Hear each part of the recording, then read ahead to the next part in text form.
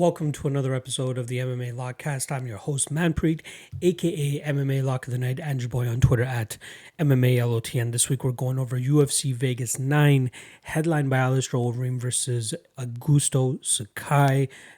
Interesting heavyweight fight, but you know the state of the heavyweight division is just fucked, in my opinion, but we'll save that for later in this podcast. Before I even get into anything about this, I want to give a quick shout out to everybody that's signed up for the Patreon. You guys are killing it. You guys are making it way more worth it right now in terms of getting me closer to my goal of doing this thing full time. You know, as of this recording, we're at 88 patrons.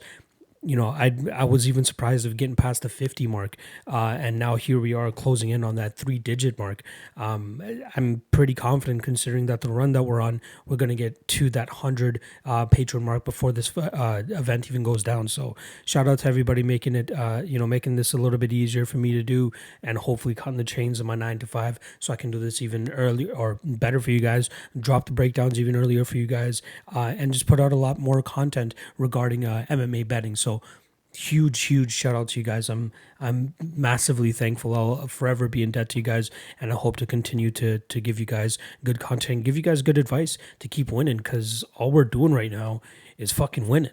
We got 9 straight winning events, huge run that we're on right now, and I'm on one. I got one more event to go. If I get this weekend, that's a record breaker for me. That would be 10 straight winning events. I'm tied right now with my longest winning streak, so it would be nice to top that, and especially in the fashion that we've been doing it. You know what I mean? We're just killing it. Every event we're getting, above 50% ROI. We got 56% last time, 70% before that, 27% before that, 81%, 106%, 54%, 37%, 29%. So we're cashing. Pretty much, we're fucking cashing. As an incentive to people that are signing up to the Patreon, I just launched a sweater contest. So as you guys will see, even throughout this video, I pretty much just changed out of all the shirts and sweaters that I have of this new design that I came up with. And shout out to everybody that knows about the Toronto versus everybody, fad that was, not fad, but like phase that was going on. It is a little bit of a ripoff from there, but I do like it. We got the MMA Lock of the Night versus the Bookies shirts, but I'm going to be giving away sweaters on the Patreon. So I have a contest on there. If you sign up for the Patreon, you just comment under the contest post. Give me all your picks for this weekend's card, and whoever comes out with the most picks gets a sweater. Simple as that. I will be doing other giveaways as well too. I'm just trying to figure out how to go about it, but I wanted to reward those guys first and foremost. So once again, if you're not on the Patreon, hit that shit up. You guys are helping me tremendously. I'm surprised at how close I am to my goal of leaving my 9 to 5. The Patreon coupled in with the how well the tape index is doing as well too. Fucking killing it. I'm ecstatic. Can't you guys fucking tell? Like I'm loving it. I'm so close. Like it might even be by the end of the year, I might be able to make that full transition in terms of making this a full-time thing. And once again, it's all thanks to you guys. And I keep rewarding you guys with winning events. I hope to keep it going. I know there is a loss coming. It's coming. It's gonna happen, but I'm hoping that we can get through that and then get back on the winning ways just like we are right now. So yeah. Last time I'll shout it out. Appreciate you guys checking out the Patreon. Oh, sorry. One thing I do want to add about that. So the perks of it are early access to the breakdowns. So as soon as I finish recording the breakdowns, you guys get them right away on Patreon. I disconnect the camera. I fucking plug it into the laptop, upload it to YouTube, and then post it onto the Patreon. Privately, obviously, so nobody publicly can get those breakdowns early.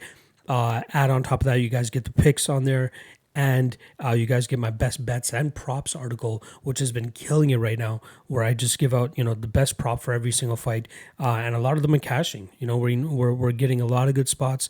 I'm trying to remember the last one we had: Magny to win via decision, Lamas to win via decision. There was another one that I hit. Oh yeah, Viviane to win by submission, which was like plus 350, plus 400, which was ridiculous. Even the under 2.5, that was one of my official bets, plus 162. That was insane. But yeah, hit the Patreon. Everything is in the description below, so it's easy for you guys to sign up. I'm harping on the Patreon a little bit because I am doing a little bit of market research on the Patreon, and it seems like a lot of people are finding the Patreon through my podcast. So I needed to plug it. All right, I'll shut the fuck up about it. I appreciate you guys. Trust me, it won't be forgotten. All right, let's get into my last event. We'll do a quick breakdown of that. We only had 2 bets, so we'll do it real quick. We had my dog of the night played the under 2.5 on Poliana Viana to beat Emily Whitmire, or sorry, just whoever to get the finish in Whitmire and Vienna. Viviane gets a beautiful armbar in that first round, makes it look easy. I wish it went a little bit harder. We had 1 unit at plus 162. That cashes for plus 1.62 units. And then my lock of the night play on Ricardo Lamas. That cashes 5 units at minus 284. A little bit chalky, but this was a chalky card, and this was the spot that I felt more comfortable about. But Ricardo Lamas goes out there and makes us fucking sweat. Has a solid first round, gets rocked and hurt really bad in that second round. And then in the third round, shows off his veteran experience, goes in there, gets pretty much controls Algio for that entire third round, lands some solid damage as well too. And I believe on all 3 judges' scorecards, he was able to nab a 10-8 in that third round. So even if the judges decided to go the opposite way in that first round, this probably would have been a draw anyway, and we would have profited on the card regardless. But that cashes for 1.76 units, and we end the card at 3.38 units. Love it. We just keep it rolling. That's 9 straight events. We're going to fucking keep killing it. And we have another big one coming up this weekend where I already have 4 bets in play, but I probably will have another 2 bets coming in for you guys, as I feel like there's a lot of value on this card that I need to exploit. But yeah, solid UFC on Vegas 8. Brings us to UFC on Vegas 9. Just talking about it from a fan's perspective, there are some fun fights on this card. Cole Smith versus Hunter Azure should be a fun fight. A good test for both guys who are both coming off of losses. Their first ever losses, so we'll see how they rebound. The UFC debut of King Kong Alexander Romanov, who's been scheduled to fight in the UFC for a little bit now, but now here he is against a solid UFC vet in Marcos Rogerio de Lima. That should be chaos for as long as it lasts. Montana De La Rosa taking a little bit of a step up in competition against Viviane Araujo. That should be a fun fight. Fabinski versus Muniz. There's a lot of differing opinions there. Looking forward to that. A lot of love on the underdog Jailin Turner against Thiago Moises, who's coming off a victory over Michael Johnson. Can't wait to break that down for you guys. The short notice UFC debut of Kevin Natividad against Brian Kelleher. Michel Pereira versus Zelim Imadaev. That should be a fun fight. Both guys love throwing, spinning, and flying shit, so that should be really fun to watch. Karol Hosa against Sijara Eubanks. Decent fight. OSP against Menifield. We're supposed to get that a couple weeks ago. OSP pulls out with COVID, and he steps back in like 2 weeks later to take on Menifield here. And then obviously we got the main event of Overeem versus Sakai. Sakai's on a bit of a run now, 15-1-1, impressive record, but this is his first legitimate test against a high-level heavyweight opponent in Alistair Overeem, who's kind of, looking pretty good in his last couple fights. Outside of that Jairzinho last-second knockout, he's looked good. He's turned a corner since he's joined Team Elevation, and I can't wait to break down that fight for you guys too. So, one last plug for the Patreon. If you guys want these breakdowns even earlier, again, I drop them right away as soon as finishing recording them on the Patreon. So if you guys can't wait until the podcast drops, hit up the fucking Patreon. All right. I think that's it for me. Yes, that is it for me. We're going to get into these breakdowns now, and I hope you guys enjoy them.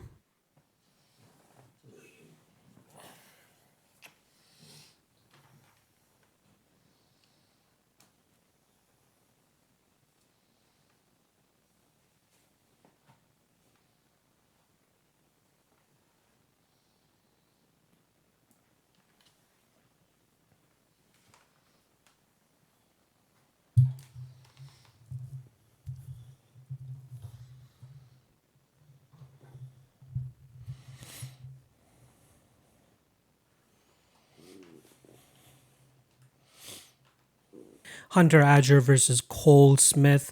We got minus 225 on Hunter Azure, plus 185 on the Squamish man Cole Smith. The line has slowly gotten wider as this fight week has gone on. Going into this fight, I truly thought that I was going to come out on the other end with a strong lean on Azure. I did bet him heavy last time when he fought Brian Kelleher, and he just absolutely let me down. The striking and the power of Boom was just way too much for Azure. He seemed a little bit uncomfortable there, and the fact that he wasn't able to secure takedowns made it a lot more difficult for him to get the victory there. And obviously, we know what happened. He got put out in that second round. Trained by Eddie Cha, he was down there at the MMA lab before they all split, and then he decided to go the Eddie Cha way. I believe their gym's name is Fight Ready, so he has a solid camp there. He's coming off his first loss, something that he has in common with Cole Smith. Both guys coming off their first ever losses, so it's going to be interesting to see how they rebound from tasting defeat for the first ever time. Cole Smith seemed really, really upset when he lost that decision to Miles Johns. Kind of a close fight, but I would edge it a little bit to Miles Johns, in that second round. Even though Cole Smith had that back control, he didn't land too much damage there. And then Miles Johns, he did good in the first half of first little bit of the round, and then he was able to reverse the position at the end, later portion of that round, and land some good shots from on tops. And then obviously in the third round, did a good job of defending the takedown, landed some good shots. Cole looked really tired. And obviously Miles Johns was able to secure that victory, so good win for him there. But I do, with that loss for Cole Smith, I'm still kind of impressed with the kid. You know what I mean? Just 6 weeks ago, he posted on Instagram that he received his black belt. So that's a huge accolade in his career. The kid's still kind of young too, so he has a lot of development to still go. Actually, he's 31 years old. I don't know why the hell I thought he was much younger than that. But again, 31 years old is not too bad. You got a couple years, 2 to 3 years to go in terms of reaching your peak, and I think he's pretty close to it. The frame that he brings to this division is very interesting too. 5'11", 67-inch reach, but very gangly for that 135 pound division. Even in this Hunter Azure fight, he's going to have a solid 3-inch height advantage. Maybe not as much of a reach advantage with his hands, but that reach advantage in height allows him to actually use his kicks very well, which is something that he does and something that we've seen in his past couple fights. I wouldn't be surprised to see him go out there and just, brutalize the front leg of Azure before he starts to implement his own wrestling. And I know that Azure is a, high-level wrestler himself too, but I'm not the most impressed. You know what I mean? I hate to say it. I think the kid's a little bit overrated. A lot of people are really very, very high on him, and he is probably one of the higher or one of the bigger favorites on this card, and I kind of don't understand it. We've seen fights in the past where he's been held up against a cage, and say what you want about the wrestling accolades of Cole Smith, coming out of freaking nowhere, Canada, compared to guys that have been, wrestling on the NCAA scene and the collegiate scene down there in the States. It doesn't always come down to those specific accolades. If you see in fights in the past that these guys are able to be, imposing and can make fights close with their wrestling, then you kind of got to go off of what you see on tape. Mix in the fact that Cole Smith just got his black belt, the jiu-jitsu that we've seen in the cage, not just in his UFC fights, but in prior fights, it's been intriguing. Like it's been, I'm kind of impressed with Cole Smith here. I'm very surprised that the line is getting wider and wider, to be honest. This is a wait and see spot for me. I want to see if he's able to get up to plus 200 because I truly think that he's going to get there. He is at plus 200 at one of the books that I saw on Best Fight Odds, but not on any of the books that I currently have a line on. But yeah, I think I think it's unwarranted that the line should be this big. A lot of people are really high on Azure, and I kind of was too. I'll admit it. Like that Kelleher fight, I thought he was going to be able to get those takedowns with relative ease, and it didn't happen that way. And Kelleher, you got to give some credit to him too. He has some solid takedown defense, but the fact that he was just, it looked like Azure was just uncomfortable in there, which kind of attributed to him looking a little bit more tired and possibly gassing in that second round, which led to the KO finish from Brian Kelleher. Cole Smith is going to bring that same type of pace. He's going to stay in your face. He's going to chop your leg down, and then when he feels confident that he has you close enough up against the cage, he's going to push you up against the cage. He's going to pretty much Charlie horse your thigh. He's going to just stay on you. And Azure may have some success in terms of shucking him off and getting off the cage. cage and maybe even turning around and getting his own takedown. But I like what Cole Smith brings off of his back. Like, he has solid jiu-jitsu. And again, being 5'11" and having those long, gangly limbs, getting submissions or pulling off submissions or even threatening with submissions is a little bit easier. So I don't get the love on Hunter Azure here. I'm truly mystified. Like, yeah, he should be the favorite. I will give you guys that, and I'd say he should be close to maybe minus 150, minus 160, and I think that's closer to where the line had opened at. But man, these people are just bum rushing that line. So if you got in on Hunter Azure at minus 160, minus 165, all props to you. But if, Cole Smith gets up to plus 100, there's a little bit of value, or not even just a little bit, a solid amount of value on Cole Smith here. I think a lot of people are just discrediting him, probably due to his possible gas tank issues in that third round against Miles Johns. I hope he goes out there and fixes that. It's not going to be overnight, you know what I mean? It's not going to be from one fight to the other where we're going to see a huge cardio a cardio improvement from him. But we've seen him go like 5 rounds in the past before, maybe not at the or the level of competition as he's used to here, but he's been to the 4th round, he's been to the 5th round, and then he won a solid 3 rounds against Mitch Gagnon as well.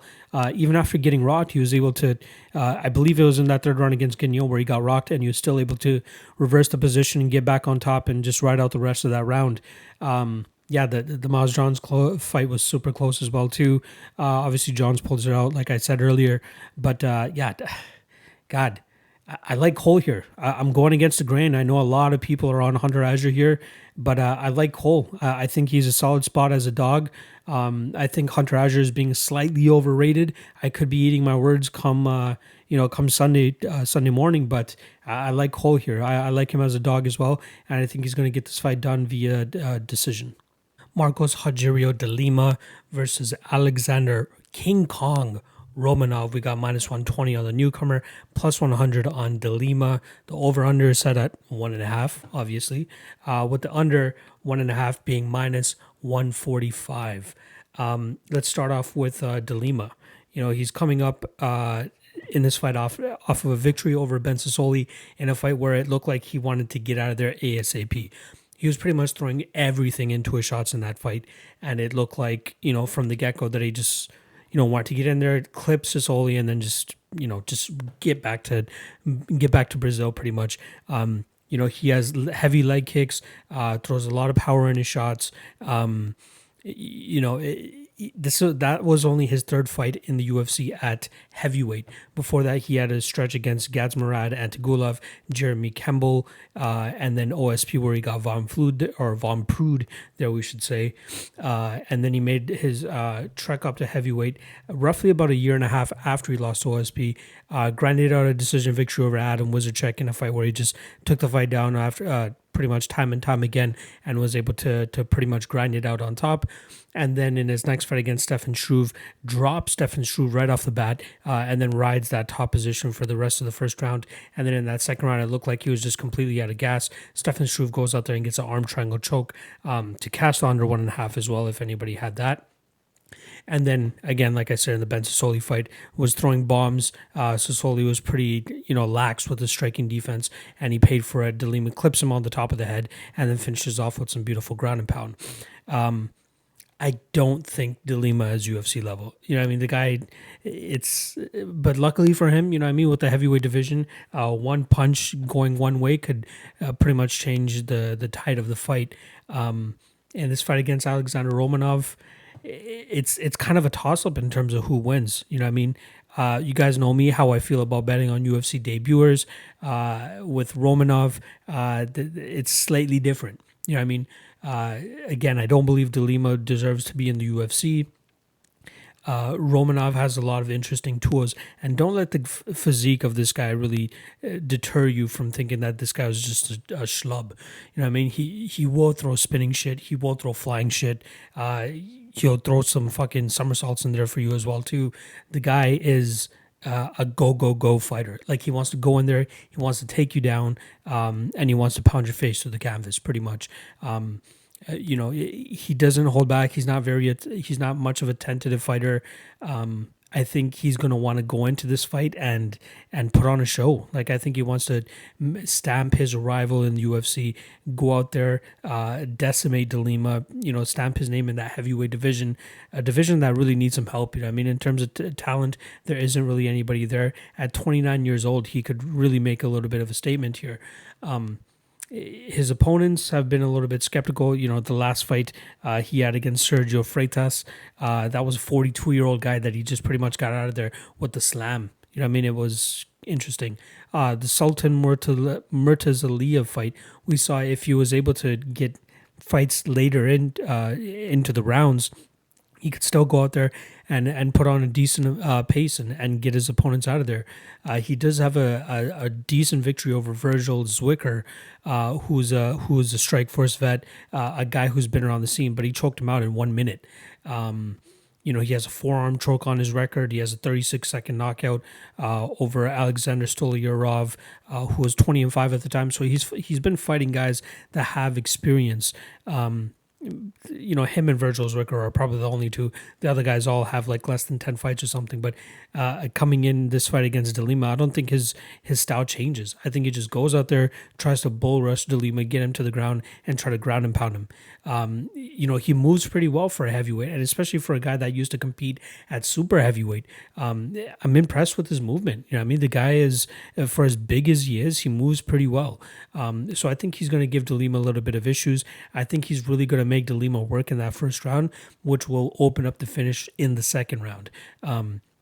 It could come in the first round too, but I do believe that the pace and just being a step ahead of De Lima will allow Romanov to actually get the finish more than likely in the second round. And if we're looking at props here, so Romanov to win inside the distance or win inside round 1 is plus 250. From to win in round 2 is plus 475. I think that's the shot to go with. I do like the under 1.5. I do really believe that Romanov will be able to get him out there, get him out of there quickly. And like I said, early second round, probably where he gets that takedown right off the bat, and then just works to pound De Lima's face through the canvas. There is the slight chance, I will say, of De Lima landing a bomb in that first round too. So it could go both ways, but I do think the sure bet here would be the under 1.5. Minus 145 is not that bad considering these guys are finishers. They want to go out there and get the finish ASAP, especially Marcos Rogerio de Lima. That fight against Adam Wizardchuk was a little bit of an anomaly, but I think if he had somebody a little bit more aggressive as an opposition, that fight probably would have finished under 1.5 as well too. But the OSP fight, the Stefan Struve fight, Ben Sassoli, Jeremy Kimball, like all of these fights are ending in the first round or under 1.5. Nothing tells me, and I think that Romanov is a perfect dance partner for him for another fight to go under 1.5. So I like it here. I could see the narrative of like, okay, if these guys are a clinch heavy, we could see them kind of stalemate each other. But I just think that the extra gas and extra, horsepower that Romanov has will kind of nullify this clinch fucking type of scenario where these guys just lay on each other for over 7.5 minutes. I just don't see it happening. So I do like Romanov to win this fight by a second round TKO, and I do like the under 1.5 in this situation as well too. So I'll take Romanov second round TKO. Montana De La Rosa versus Viviane Araujo. We got minus 170 on Vivi and plus 150 on De La Rosa. Let's start off with De La Rosa. She's 11-5, coming off a victory over Mara Romero Barella. And one thing that I did notice, actually, going through her past opponents, it's a little bit of a sketchy record, all the way up until Nadia Kassem, who was pretty much fed cans up until her UFC debut. I think the combined record of De La Rosa's opponents that she's beaten was like 28 and 20, or it's 24 and 28, or 24 and 27, or something like that. It was insane. And then she beats Nadia Kassem, who was 5-0, but we all know that Kassem is just not UFC level either. She goes out there and loses to Andrea Lee in a fight where, Lee was heavily favored in that fight. De La Rosa did a decent job, but she was just a little bit outgunned on the feet. And then Mara Romero Barella, she was able to, pretty much take her down when she wanted to, keep the fight there, and then control those positions for the majority of the fight. And that's where she does strong. She has a really good wrestling base. Her jiu-jitsu is getting up there as well too. She has a couple of chokes and submission finishes on a record, so she's always hunting for the finish. She has a great frame for this division as well too, standing at 5'7" with a 68-inch reach, so she's going to have about a 2 to 3 inch height advantage on Vivi here. But you got to be honest. When you're talking about the striking realm, Vivi's going to have a little bit of the advantage here. Not even a little bit. I think she will have the advantage. She'll be the quicker one on the feet. She moves quite well. She's almost a little bit too herky-jerky at times. And I think if Montana is able to time takedowns well, she'll be able to catch her on like those offbeat steps where Montana will just be able to, change levels and just shoot for a power double or something like that. Another thing with Viviane is, they say that she's like a high-level black belt, but we haven't really seen much from her on the ground outside of her fight against Alexis Davis. Davis got taken down, and then she had a beautiful sweep where she was able to get Vivi's back and then pretty much hang out in her guard for the rest of that second round. A solid amount of time, too. We didn't see much resistance from Vivi on the bottom either, so that was a little bit concerning if you're a Viviane backer. De La Rosa, I feel like, has solid top pressure as well, too. If she's able to get Vivi down, I think she'll be able to keep her down, do some good work from on top as well. I think she will be the slightly stronger girl in there as well too, so that should be a bit of an advantage for Montana.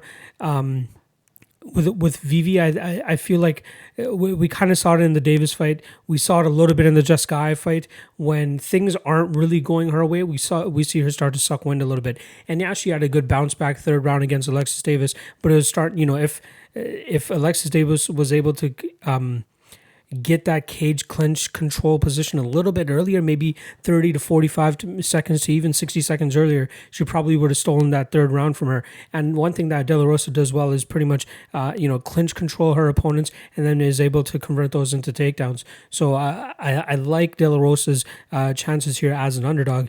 Kind of a side note here, she is the wife of UFC fighter Mark De La Rosa, and they have a kid who is like an all-state champion who at like obviously she's like 4 or 5 or 6 years old or something like that, but to pretty much be growing up on the wrestling mat has its advantages. So I'm really looking forward to seeing what their kid eventually looks like in the next 10 to 15 years if they decide to go the MMA route.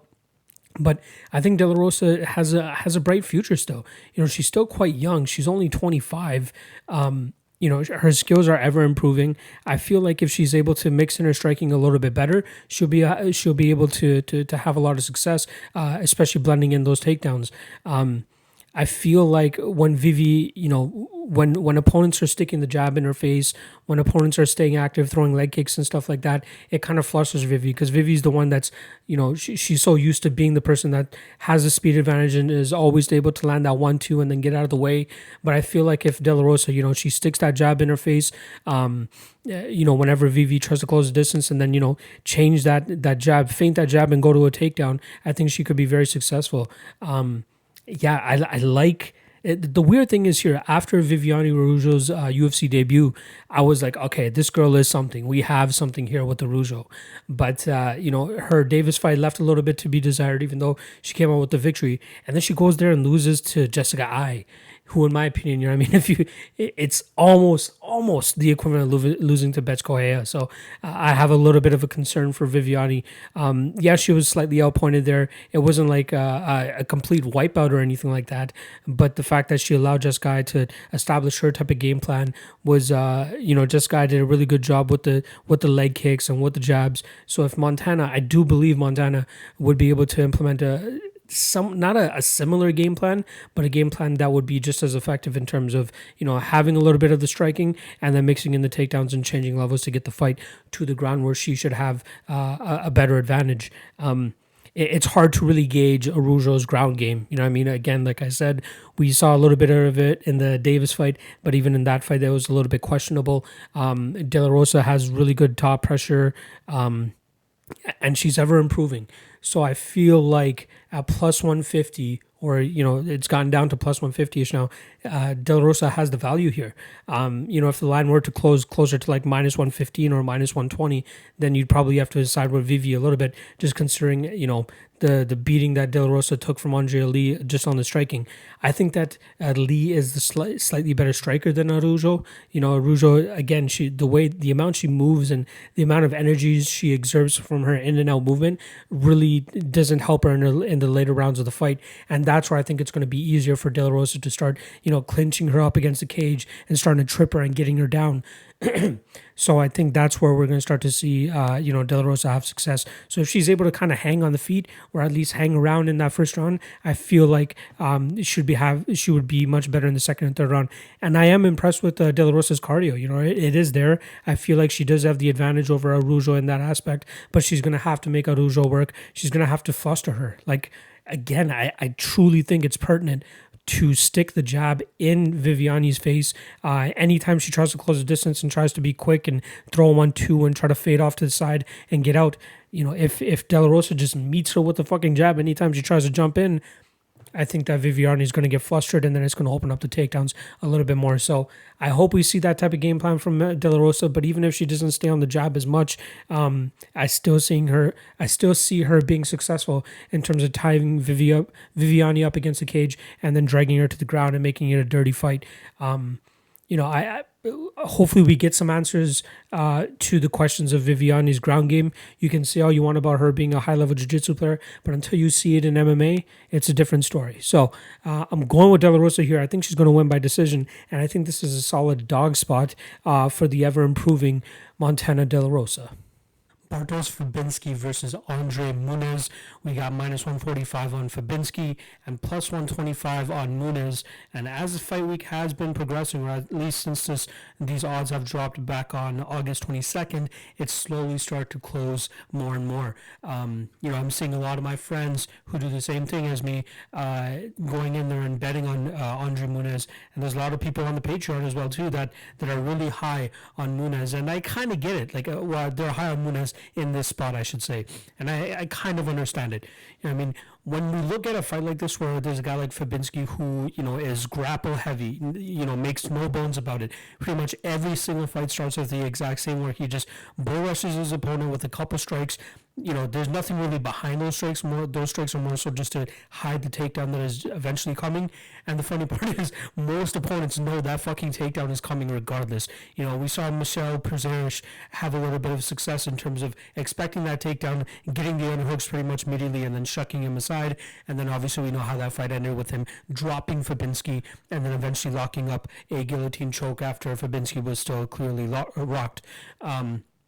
Darren Stewart tried to do the same thing. Stewart just not as strong, not as clinch or grapple educated as I would say Preux was, and then we saw Fabinski just go out there and just ride him for 15 minutes, just did not let him breathe.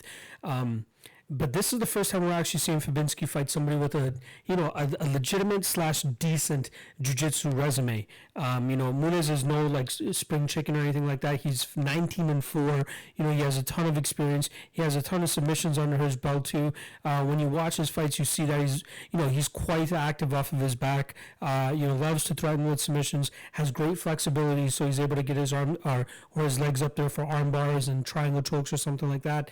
And does a decent job of taking the back of some of his opponents. As we saw in his Contender Series fight against a grapple-heavy opponent in Taylor Johnson, as soon as that fight hit the floor, he was able to reverse position, get his back and sink in the rear naked choke. I don't think it's going to be that easy, though. I don't think that it's just going to be all right, Fabinski hits him down, he gets a reversal, and then he gets a submission. I still believe that Fabinski is a top-heavy fighter where he does have good pressure when he does have his opponents down and he is on top of them.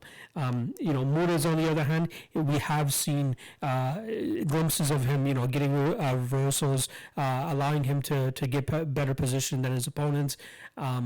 But man, this fight has me a little bit stumped.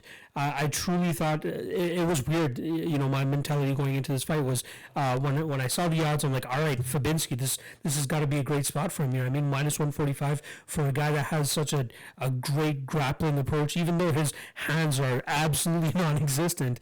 It's great that he's able to go in there and just get the fights to the ground, get them up against the cage, and just grind out his opponents. It didn't seem like a lot of people had answers to that type of style that he was presenting. But then as I start to dig into the tape, I'm like, all right, Muniz has a legitimate jiu-jitsu background. He can make things a little bit interesting if they do hit the ground. But then as I start to watch a little bit more, you do see the longer that the fight goes, the less and less that he has to throw up. So I truly believe the best spot for Andre Muniz here is to win inside the first round. If he's not able to secure that submission in the first round, I think it gets a little bit tough for him. I think that's where Fabinski really starts to turn it on a little bit and really get away with the grapple heavy approach. Man, it's tough. I truly believe that it's got to be round one or bust here for Andre Muniz. If you see, the majority of his victories are in the first round as well when it comes to, getting the submissions and getting the finishes. Obviously, his last one with Antonio Hoyo, that went to 3 rounds. He was unsuccessful in a lot of his submission attempts. That armbar that he had, right off the bat seemed like it was pretty tight, but Hoyo did a really good job in terms of getting out. And then, he did have his back in that second round, wasn't successful in terms of getting the submission there either. I don't think he's Damian Maia level. Like, when I see a matchup like this, I do always try to compare it to like the Askren and Maia fight. But like, we're talking about Askren, who's like super high level wrestling, maybe on the downturn in terms of that being his last fight, and then Damian Maia, super high level jiu-jitsu. Neither of these guys are like on those levels, which makes me kind of think that Fabinski might be able to actually ride this one out. It's crazy the amount of love that Muniz is getting out there. But again, it's kind of understandable. But if you're backing Muniz, you're kind of thinking that, all right, he's going to do it in the first round. Fabinski's going to get him down when they're dry, when Muniz is at his most powerful, where he's able to be most successful with his reversals. That's when he's going to get it. I'm not sure. So this fight's going to be a little a pass for me. I'm really stumped here. I'm a big Fabinski fan, but obviously when you're betting and when you're gambling, you want to take those feelings that you have out. But even when I take those feelings out, it's tough for me. Like, I'm not. I was going into tape expecting to be more impressed with Muniz by his jiu-jitsu and his ability to get the finish. And yeah, he does have some interesting victories on his record, but we're talking about Fabinski, who's 15-3. Yeah, his last loss was a guillotine, his second last fight was a loss via guillotine choke, but that was in a fight where, he was clearly stunned, clearly rocked, and then obviously gave up that submission. But the only other time he got submitted was his 5th fight in his pro career. That was back in 2012 against Marcin Bandel, who isn't too bad now, 18-7-1. Is a little bit of a journeyman over in that Polish scene. But fuck. It's so tough to pick a side here. I won't be betting it. At most, what I'd be betting maybe is Andre Muniz to win inside round 1, or even the submission prop if that's like plus 400 or better. Muniz inside the distance is currently plus 280. I would rather go specifically for that sub prop, which I expect to be between plus 350 and plus 400. If you can get plus 400, that's probably the best way to go. But, it's tough for me to see how Muniz kind of wins a decision here. I do think that Fabinski will eventually start to wear on him, especially in that second and third round, and he's just going to grind it out. The guy is a grinder. He dealt with a serious cut against Darren Stewart in that first round and still was able to go out there and win those second 2 rounds and really put it on Stewart. I like Fabinski here. I'm going to take him to win by decision, but this fight is a pass for me. I'm very intrigued to see how it goes, and I would rather not have any money on it to see how it actually plays out. At most, Andre Muniz to win by submission in round 1, or even just Muniz to win in round 1. Otherwise, I'm taking Fabinski to win this fight via decision. Thiago Moises versus Jailin Turner. We got minus 160 on Thiago and plus 140 on the Tarantula. The over-under is at 2.5, and the under is set at minus 160. In my opinion, a little bit too juiced, but let's get into this fight. Let's start off with the ever popular, for some reason, a lot of people are really high now on Jailin Turner. We got him opening at plus 170, now going down to plus 140, and it doesn't look like this line has any room to stop. It's going to continuously drop, and I wouldn't be surprised if Thiago Moises ends up closing as a minus 125 or minus 130 favorite. So let's start off with the let's start off with Jalen Turner. He's coming off a squash match pretty much against Joshua Kulibao. That was a short notice fight for Kulibao, as Jamie Malarkey had to pull out of that fight, and then in steps Kulibao just to allow Turner to continue fighting.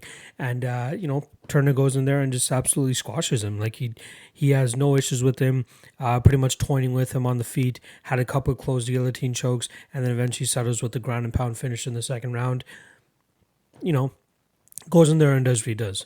His other win in the UFC, same thing. Callum Potter goes in there, squashes him in less than a minute. His two losses in the UFC, you can't really fault him for the Vicente Luque one. That I believe that one was short notice as well too. And Luque is a very, very high level opponent, so you can't really squash him too much for that. The Matt Frevola one really showed a lot of holes in the Tarantula's game. It seemed like Frevola had some ease in terms of getting Turner down and just controlling him from that position. I know that Turner is a brown belt, but it didn't seem like he was a little bit threatening off of his back, and he did make things a little bit harder than it should be for Frevola. But the lack of takedown defense was very concerning on Jalen Turner's part. On the feet, he looks good. He doesn't carry a ton of power or anything like that, but he's efficient with his striking. He seems to hold his distance quite well. He uses his quick kicks well too, and he's a huge guy for that division as well. He's 6'3" at 155 pounds with a 75.5-inch reach. That's going to obviously be an advantage here over the 5'9" and 70.5-inch reach of Thiago Moises. I think a lot of the love coming in on Turner here is the potential that he shows. But, at a certain point, you got to throw that out the window and just take what you see from the tape and what you see in the cage. And we know what Thiago Moises' game is, or what he's strongest at, and that's getting guys to the ground and implementing his jiu-jitsu. Now, I'm not saying that his takedown game is like super high level. I do believe that Frevola is the better wrestler, so I think that's why he had a lot of success getting this fight to the ground. But I think that when Thiago Moises really wants to turn it on and rush for a takedown or really get desperate for a takedown, he can be successful, just as we saw in the Michael Johnson fight. We saw him being pretty much a sitting duck in that first round, and then turning it on in that second round, pretty much rushing in for a takedown, snatching up the leg of Michael Johnson, and then pulling off that heel hook finish. I don't think that we're going to see Thiago Moises pull off a heel hook finish here, but I think his desperation takedown will allow him to be successful in getting this fight to the ground and actually pulling off. I think he could grind out the tarantula here. I do believe that Moises is the much better jiu-jitsu player overall. Brown belt or not for Jalen Turner, Thiago Moises is a high-level jiu-jitsu guy. MMA jiu-jitsu, that's still to be determined. I want to see, I think we'll see it a little bit tested here, but I do think we'll see Moises pass it with flying colors. There's a huge amount of love for Jalen Turner, like massive. Even if you look at the Bet MMA tips page right now, there's like 4 people betting on Thiago Moises, and I don't blame them. I don't blame the people that jumped on Jalen Turner a little bit earlier. At plus 175, plus 180, I understand it. I get it. The guy has really good striking. He's obviously going to outgun Thiago Moises on the feet. The only thing Moises really has on the feet is like a head kick. That's pretty much it. He doesn't really throw in combinations. Yeah, he gets very stifled when opponents are having success on the feet. But when he starts to chase the takedowns, and a similar fight that we saw with a guy with somewhat of a similar build in Robert Wadley at LFA 17, I believe that was a title fight. Wadley was able to just 50-45 Thiago Moises with, solid takedown defense and pretty much just sticking a jab in his face and staying on him pretty much for the full 5 rounds. I find it hard to believe that Jalen Turner will be able to do that for 15 minutes without getting taken down. That takedown defense is a huge hole that I just can't overlook, in my opinion. I think a lot of people are comfortable with thinking that, okay, even if Turner gets taken down, he might find a reversal, he might be able to, be safe on the ground, but that's not enough in terms of winning the judges' scorecards. I think Thiago Moises will be able to get this fight to the ground. I think he, as long as he doesn't get knocked out in the first round, he could easily squeak out the second and third rounds by getting this fight to the ground. So if this line continues to close and we get the minus 125 or minus 130 on Thiago Moises, you guys might be forcing my hand at that point. I think the value starts to shift towards Thiago Moises the closer that this line gets. Until we see Jalen Turner, rectify his takedown defense issues. Or if we see him in this fight, stuff the takedowns, or even if he gets taken down, and we see like this level of jiu-jitsu that we haven't really seen from him before, where he's able to reverse a high-level guy like Thiago Moises, get on top and start doing damage. I'm going to be a little bit of a skeptic, especially when he's going up against a guy that has the grappling pedigree of Thiago Moises. So I'm going to side with Thiago Moises here. I'm going to go with him to win this fight by decision. I think the over 2.5 has a little bit of value. I don't know if we'll see Moises get the finish, but I do think that he'll have success and staying on top of Turner, passing the guard, landing some damage from up there, and then we could see maybe Jailin Turner retain guard, but there's just going to be kind of a rinse and repeat for Thiago Moises. So I like Moises to win this fight via decision. Shout out to anybody that got the value on Turner at plus 175 and above, in my opinion. But we got Thiago Moises winning this fight with easy takedowns and top control, and en route to a decision victory. Brian Kelleher versus Kevin Natividad. We got minus 220 on Kelleher, plus 180 on the UFC newcomer at Natividad. I believe Kelleher was actually supposed to fight somebody else, and in steps Natividad. Kelleher was supposed to fight Ricky Simone. I believe one of Simone's cornermen one of his cornermen tested positive for COVID-19, so they just took precautions and pulled Ricky Simone out. In steps UFC newcomer Kevin Natividad, who just fought recently at LFA 85. That was back in July. So it's been about 2 months since he's fought, but at least he's been able to remain active during this whole COVID situation. This fight should be fun. I think that Kevin's going to want to go in there and try to make a statement and really kind of stamp his arrival into the UFC. But he has a tough test in Brian Kelleher, coming right back at him. Kelleher obviously staying busy during this COVID situation. This is going to be his third fight in 4 months. He started off this stretch with a beautiful win over Hunter Azure. Again, if you guys watched the Azure breakdown, I had Azure hard in that fight, and I was very impressed with Kelleher's takedown defense and then ability to continuously land shots no matter what was coming back his way. Didn't even worry too much about the takedown threat either. So he looked great there. And then in the Cody Stamann fight, he just got completely outgunned everywhere. Cody Stamann is a much better overall fighter than Hunter Azure, and it was able to show in that Kelleher fight if you were to compare them side by side. Cody had great movement in and out, ability to mix in takedowns, just an overall better MMA game he showed out there. And it was a tough fight for Kelleher. Luckily for Kelleher, he has a little bit more of a, not as well-rounded of a fighter as Cody Stamann, or not as quick and as powerful. Or actually, I'd backtrack the powerful thing.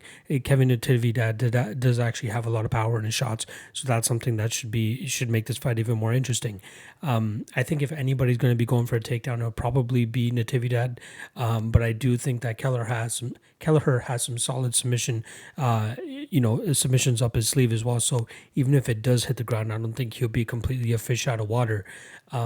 I do expect this fight to stay on the feet, though. I think that's where Kelleher wants to keep it, and I think that's where he's going to be successful in terms of keeping it there. I expect these guys to throw bombs, and I truly believe that one of them is going to go down, and we'll either get a club and sub situation or we'll get an actual just full-out KO. They have the under 2.5 at minus 120. I love that line. I really like that line. You guys know I love violence bets. You guys know I love unders. And there's a good chance that we could see here. I fully expect these guys to be slinging leather for at least 2 rounds or so, and somebody's going to eventually drop and get the finish. I lean a little bit more towards Brian Kelleher. You guys know you guys know how I feel about betting on UFC newcomers, but even just looking at it, I don't think that there is much value on Natividad. He doesn't do anything exceptionally well, and I think that Kelleher is just too much of a veteran to really succumb to anything here that Natividad has to offer. When I'm talking about veteran, we're talking about Kelleher coming into here with his 33rd MMA fight. This is only going to be the 11th for Kevin Natividad. Natividad made his pro MMA debut back in November of 2016, and in November of 2016, Kelleher was pretty much already in the UFC. He had a win over Julio Arce, and then about a year and 3 months later, he makes his UFC debut against Yuri Alcantara and gets a submission victory pretty much right off the bat. But he made his UFC debut way back in 2011, so he has a solid 5 years or so on Natividad when it comes to pro MMA experience. And in terms of fighting like high-level guys, even in his regional promotions, Jimmy Rivera, Scott Heckman, who's decent back in the day, Andy Main, Andre Sukumtat, Julio Arce. These are all Julio Arce twice. He beat him twice. Majority decision the first time and then guillotine choke in the second fight. And that's just pre-UFC.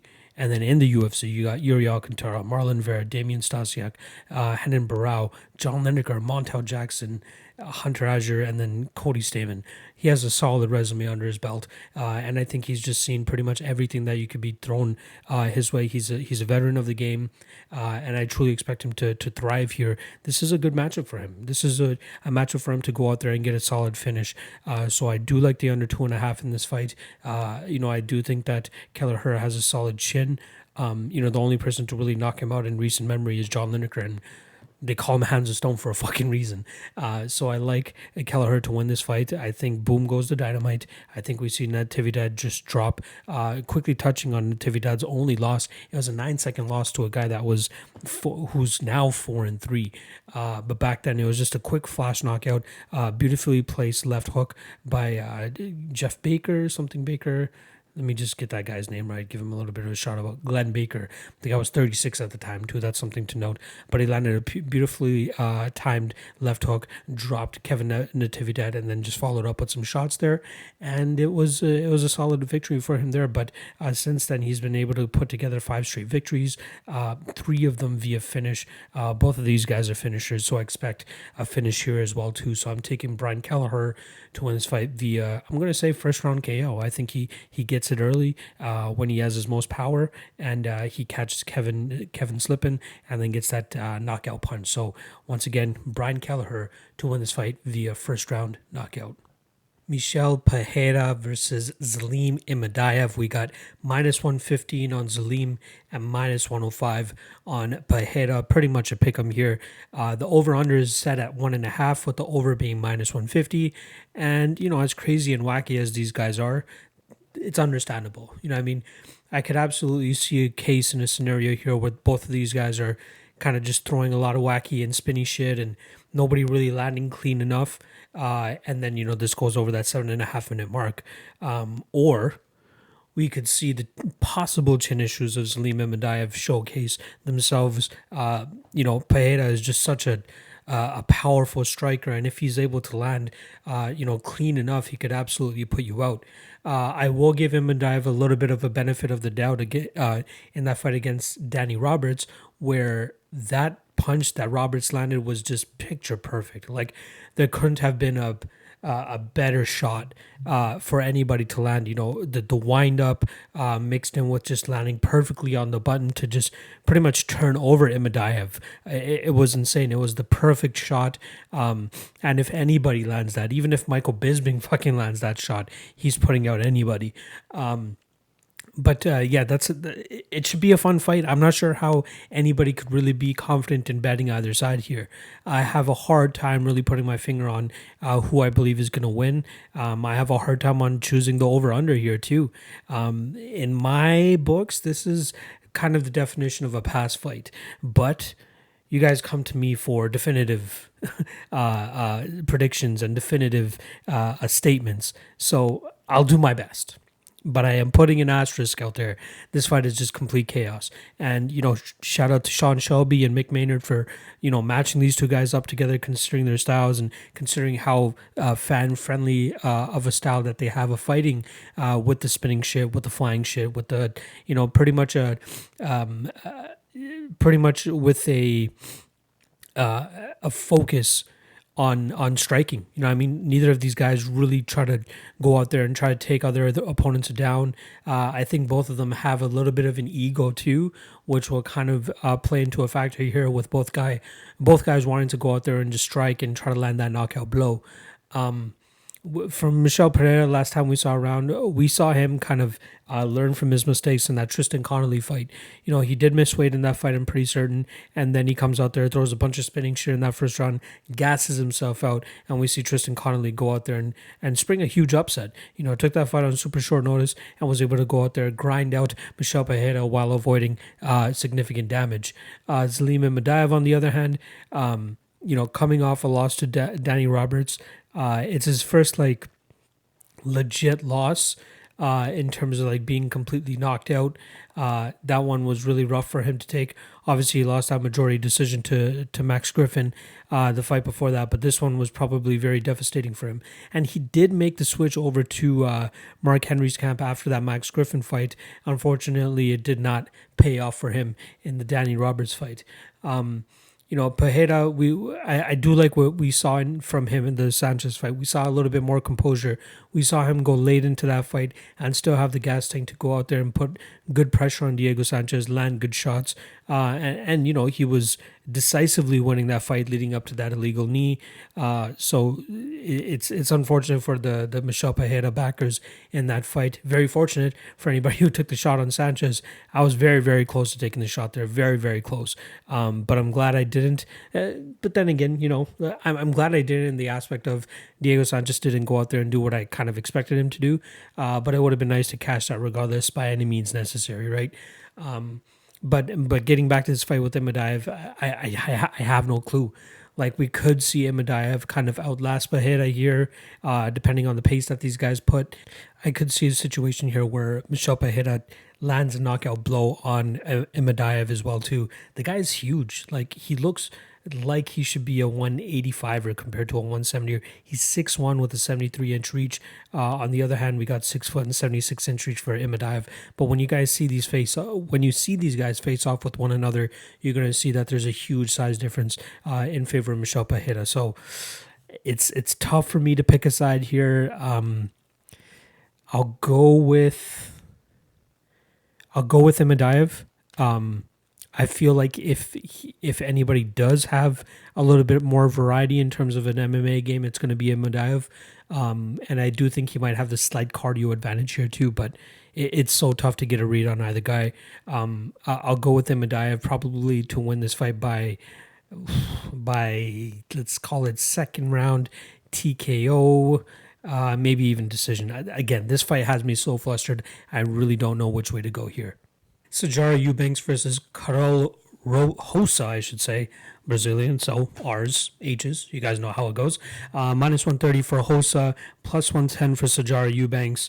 In terms of the opening, it was minus 180 for Karol Rosa, and now she's being bet down to minus 130, so there is a little bit of love coming in on Sijara Eubanks. So let's start off with Karol Rosa.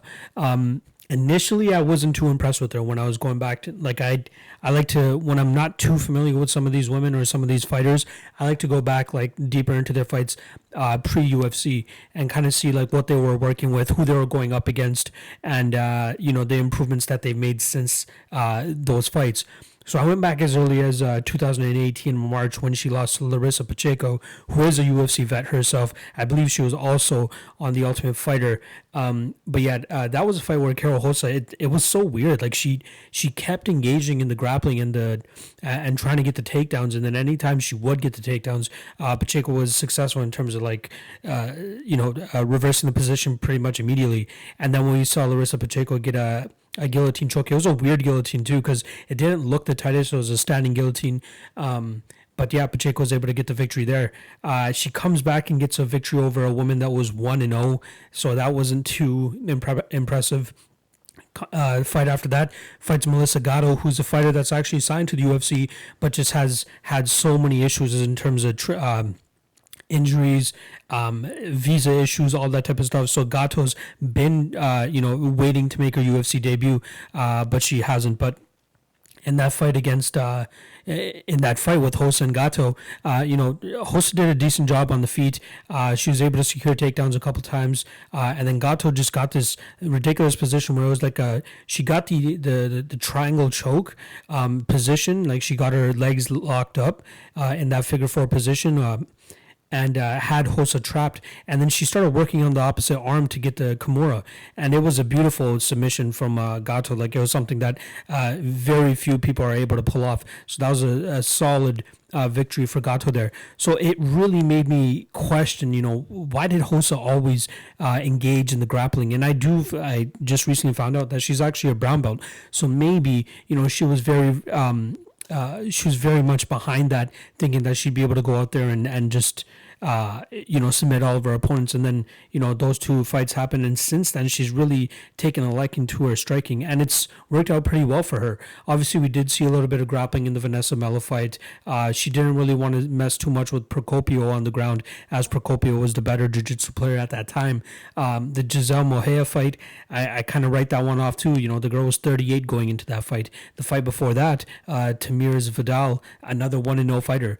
So she beats Mohea, gets into the UFC, goes to a split decision with Procopio, and then beats Vanessa Mello by decision in a fight where Mello missed weight by, I believe, like 5 or 6 pounds. It was a pretty bad miss for her. But I like what I see from Rosa in terms of, she is a brown belt, but her striking looks efficiently good. Like, she looks like a woman that she throws in combinations. One of her favorite combinations to throw is the jab, overhand right, followed up by an inside leg kick.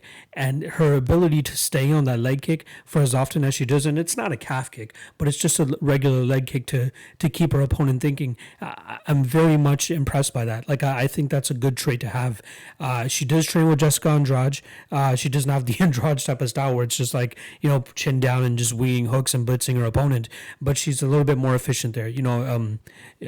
She uses an educated jab. Her movement is pretty good. Her head movement could use a little bit of work because she is hittable, but her output is very impressive, and I think that might be the edge here against Sijara Eubanks. So Eubanks, on the other hand, she has a very salty record for somebody that was like a fight away from being a champion. She was supposed to fight, I believe, Nico Montano, coming off that what was it, the Ultimate Fighter Season 26, when they were crowning the first ever flyweight champion. She misses weight. Roxanne Modafferi steps in against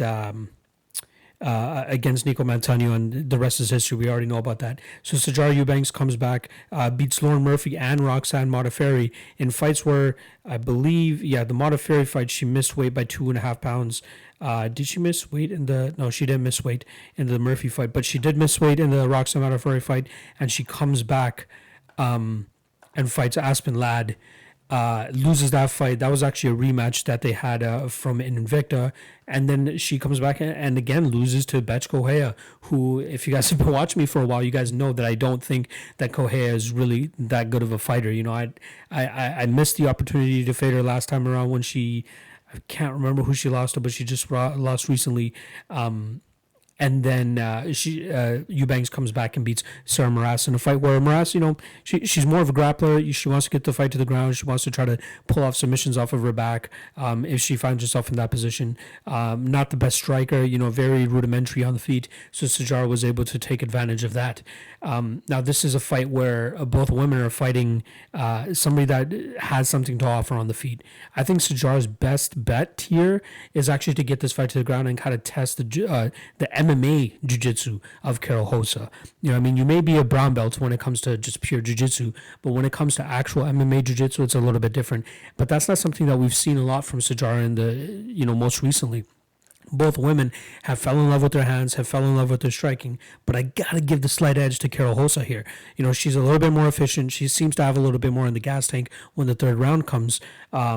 Sijara, I'm not completely saying that she's a sitting duck when it comes to the third round, but her shots just don't have as much pop. Her shots just, they look a lot more labored, whereas Karol Rosa is still out there, still throwing combinations in the third round. I'd be interested to see how this fight would play out if it did hit the ground, but I do feel like we'll see a striking battle here, and if that's the case, I got to give the slight advantage to Karol Rosa. Again, it's going to come down to output, the sustainability over 15 minutes, and I think that Rosa is going to have Eubanks beat here. I tried going into this thinking, okay, Eubanks may have a little bit of value at that plus 110 line that she's at, strictly due to her UFC experience. Her striking has looked decent. Her jiu-jitsu, she's been known for her jiu-jitsu, but we just haven't seen her use it as often. And then Karol Rosa, on the other hand, she looks like a complete fighter. She looks like a fighter that is continuously getting better and better with every single fight.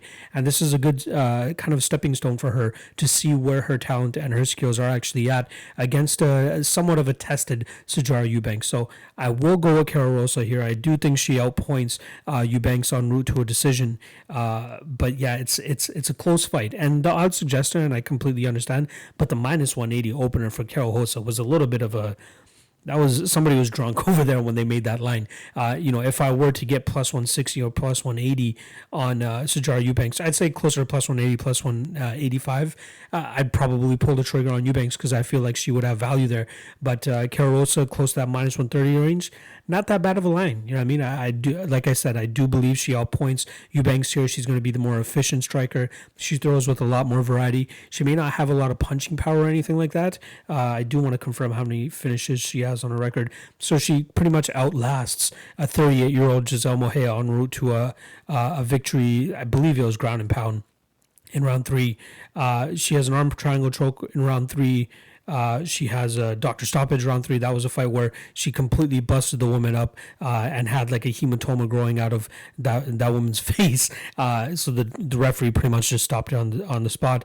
Another corner stoppage, an armbar victory. So she has stoppages on her record, but I think that Sijara is a little, she's durable. I'll give her that. So I think she'll stay in the fight, but I think that we'll just see Rosa go out there and win this fight via decision. This is the rebooking of Alonzo Menifield versus Ovince Preux after Preux had to pull out due to testing positive for COVID the day of the fight. I believe it was 2 weeks ago. The Muniz and Edgar card, they were actually supposed to fight, and OSP pulls out. So I don't think that there has been much that has changed since then. I don't think the COVID thing will significantly, screw the outcome of this fight or change the outcome of this fight. So I feel like the last breakdown I did for this fight was pretty on the nose, and I don't know if I'd be able to recreate it. I feel it useless to actually go back and watch all the tape again and try to refresh my memory to the point of, being able to break it down for that 8 or 9 minutes that I was able to for the last podcast. So I'm going to be a cheap motherfucker and just pretty much stitch that breakdown to the end of this video so that you guys can, pretty much hear my thoughts on that fight once again, because I don't think I could recreate what I was able to do in that breakdown. So here you go, my breakdown of OSP versus Alonzo Menifield. Ovince Preux versus Alonzo Menifield. We got minus 135 on Menifield and plus 115 on OSP. Let's start off with OSP's coming off a loss to Ben Rothwell. That was his 21st UFC fight, yet it was only his first fight at heavyweight. So according to some of the guys on the broadcast, that was more circumstantial than it was an actual, real and serious move to heavyweight. So I'm sure he just wanted to go in there and get a paycheck against a guy in Ben Rothwell who, was able to test his skills. I did answer a couple of questions in terms of his cardio, his ability to deal with bigger guys, and the durability of his chin. Considering how hard Ben Rothwell hits, it was impressive to me that OSP was able to take those shots and a lot of those clean shots and keep on chugging along. I think the narrative of OSP being chinny is a little bit overblown.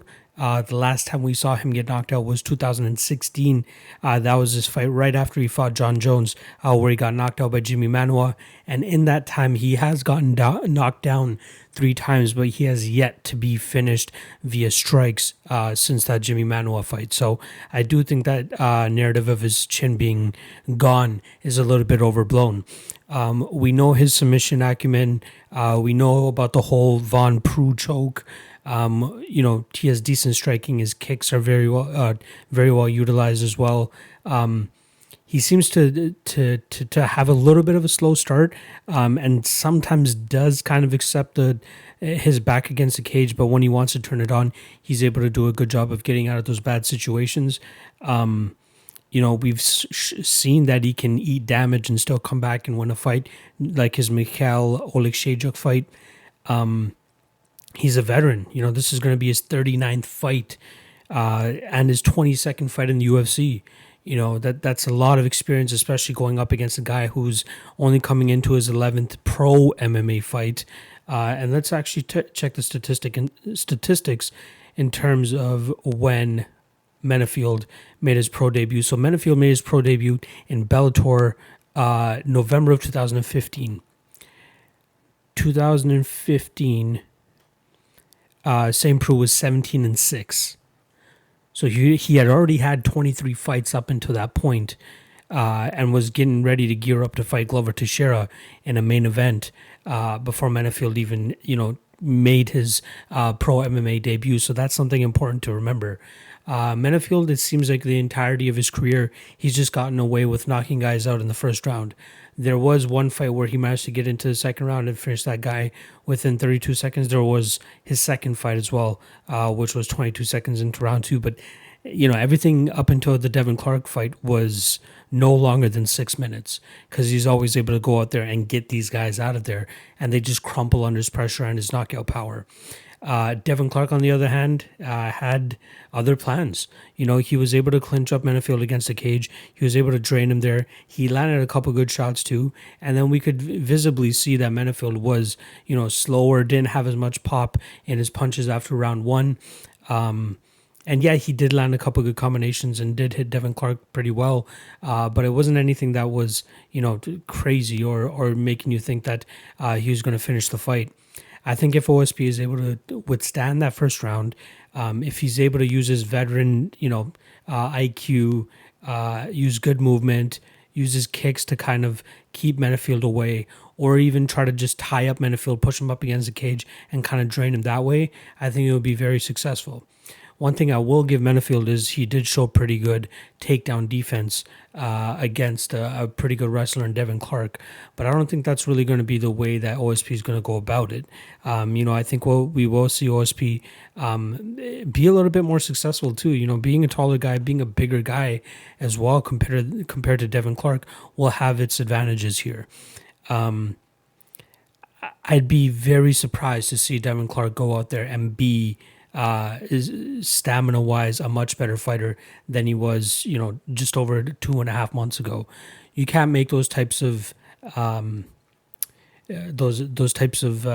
can't come to those types of conclusions without actually seeing it in the cage in terms of him shoring up his cardio issues.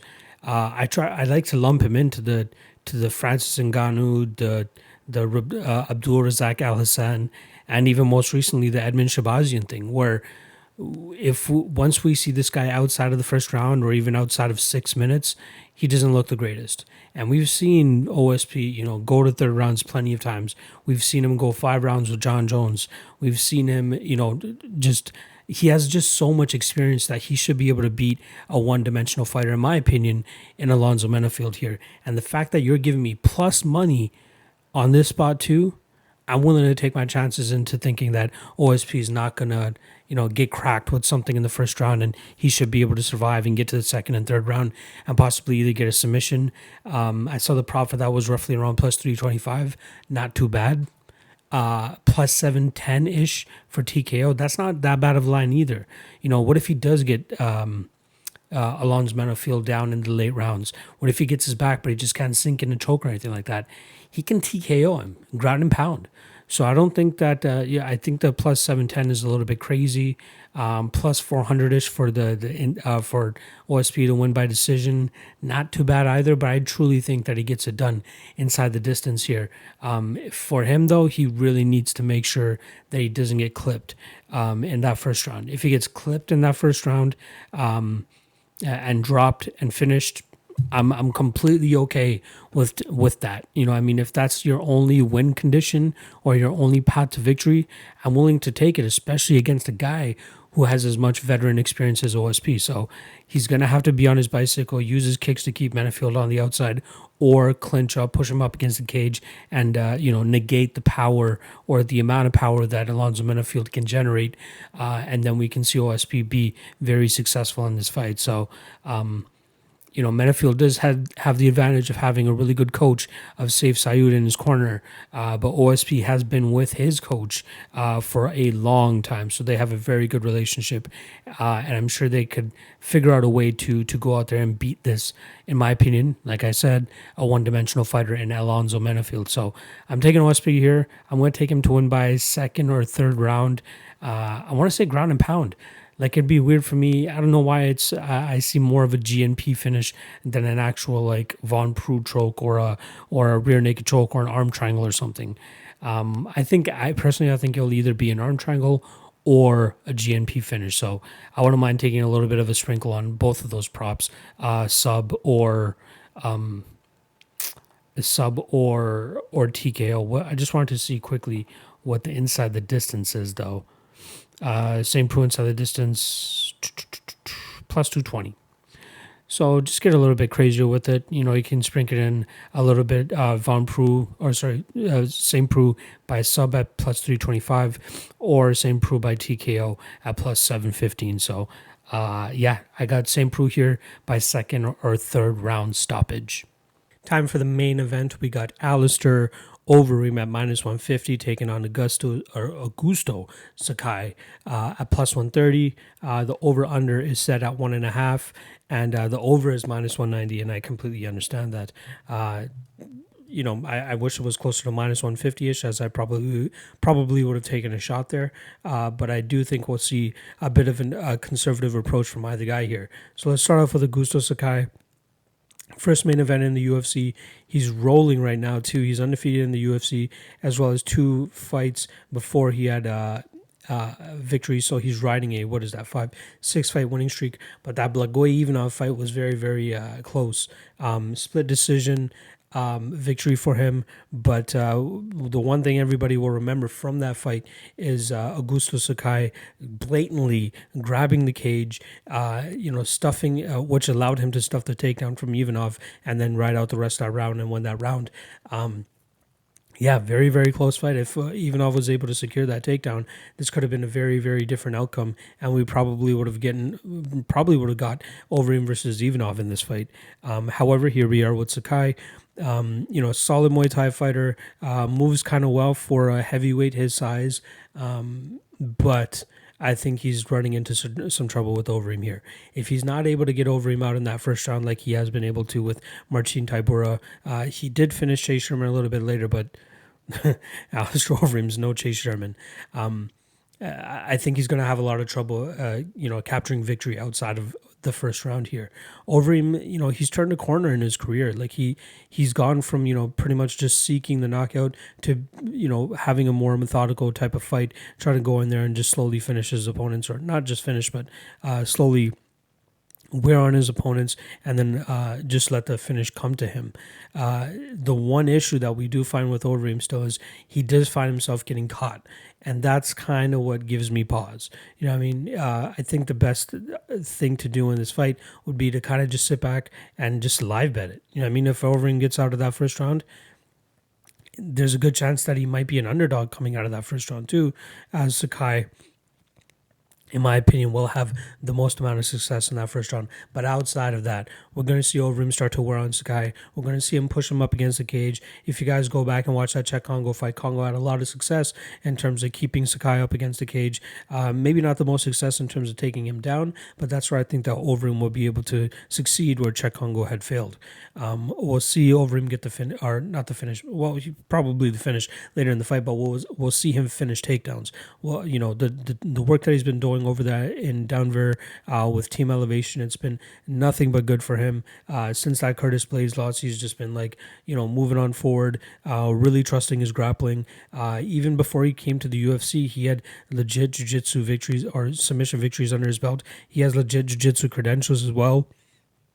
He has a ton to offer as a total MMA fighter. A lot of people just think that he's a high-level kickboxer. That's not where it stops for Overeem. Go back, do your research. The guy has, 54, 64. This is going to be his 65th fight.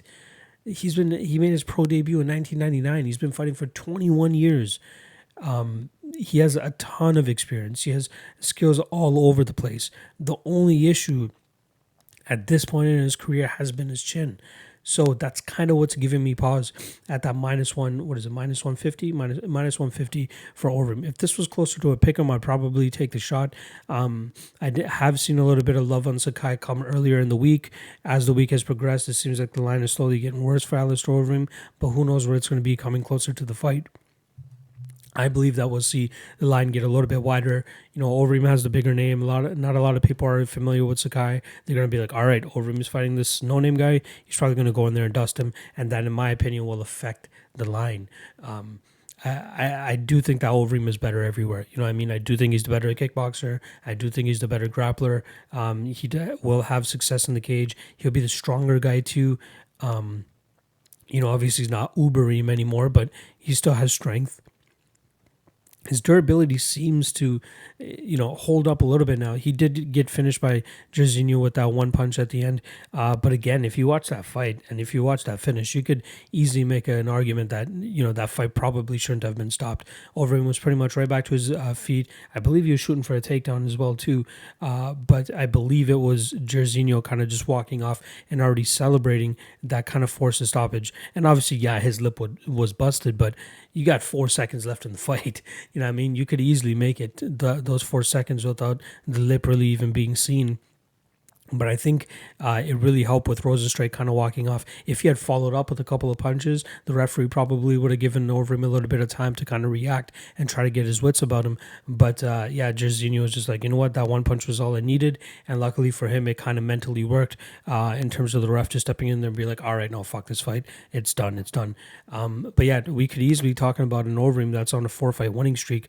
But here he is coming off of that one victory over Walters where...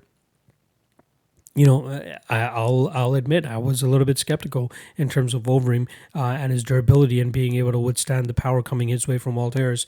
And let's give it up to him. He ate a huge shot. He got dropped. He was able to survive. Maybe another referee probably would have stopped that fight, but he was still able to stay in there. And I believe it was the same referee that he had in the Rosa Strike fight as he had in the Harris fight. So be consistent. But either way, Overeem made some huge shots in that first round, but then he was able to come back, reverse the position, and pretty much stay on top of Walters, who seemed to have blown his load trying to finish Alistair Overeem. I don't think that we'll see Sakai kind of blow his load early in that fight. So it's going to come down to Overeem's durability, Overeem's ability to close the distance without taking too much damage, stifle the power of Sakai, and kind of just, wear on him against the cage. Kind of just, suck the wind out of Sakai, drag this fight to the ground if he's able to, because I do believe he'll have a massive advantage there. And we have seen Overeem's improvements in that realm in terms of just being able to maintain the top position, looking for position over submission or position over, just any damage, secure that position first, and then start to rain down strikes. So yeah, I like Overeem to win this fight. I wish we got a little bit of a closer line too, though. But, I'll keep my eye on it throughout fight week. Who knows where the line is going to go either way. But in my opinion, but again, I'm not the best at line predictions. I do think that we'll see the line get a little bit wider just due to the name value of Alistair Overeem. But I will take Overeem to win this fight, probably by 3rd or 4th round stoppage. He's just going to continuously take Sakai down and just wear on him. I don't know if it'll be a submission, but I think that we'll just see him slowly pound out Augustus Sakai to win that fight. So I'm going with Overeem, 3rd or 4th round TKO. And those are the breakdowns for UFC on Vegas 9. I hope you guys enjoyed them. I hope it gave you guys some insight and helped you decide on what side you're going to be betting or if you're just going to be passing on certain fights now. Last plug, Patreon, description below. Check all that out. Super cheap. You guys are getting a ton of value over there. And also, if you do your own due diligence and you do your own research, Tape Index, I have that in the description below too. It saves you a bunch of time. I'm sure a lot of you out there who bet on MMA have other jobs, have a 9 to 5, have wife, have kids, have family that you got to spend time with. So let's help you break down and cut in half, not even half, cut in 99% of the browsing time for you guys. Bookmark the Tape Index. Go to the Tape Index whenever you guys want to do your research. We have everything you need on one page. Everything is one click away. from all the fights that you need to watch, to the Instagrams, to the UFC stats pages, to the Tapology pages. Everything is on one page, and we have pretty much the entire schedule. Any and everything that's announced is on there. We usually update every 3 or 4 days as well too, with all the new announcements. We try to update it immediately as well too if there's like a fight week change, so you guys are able to make a quick pivot and do some quick studying. To look up on UFC newcomers, Kevin Natividad being one of them for this week. Tape Index, highly popular, very successful. There's a lot of people on it now, and it's great. A lot of people enjoy it. Positive feedback all around. So if you want to check out the Tape Index, the description is the link is in the description below. I keep fucking that up for you guys, but there it is. All right, that's it on my end. I'll be back next week for UFC on Vegas 10, which just lost its main event in Glover Teixeira versus Thiago Santos. So I'm not sure how the UFC is going to pivot from here. We might get a Michel Waterson versus Angela Hill main event for all we know. But looking forward to seeing how that card plays out. But I do see a lot of value on that card too, so I can't wait to break down that fight for you guys. Good luck this weekend. Gamble responsibly, and I'll see you guys next week.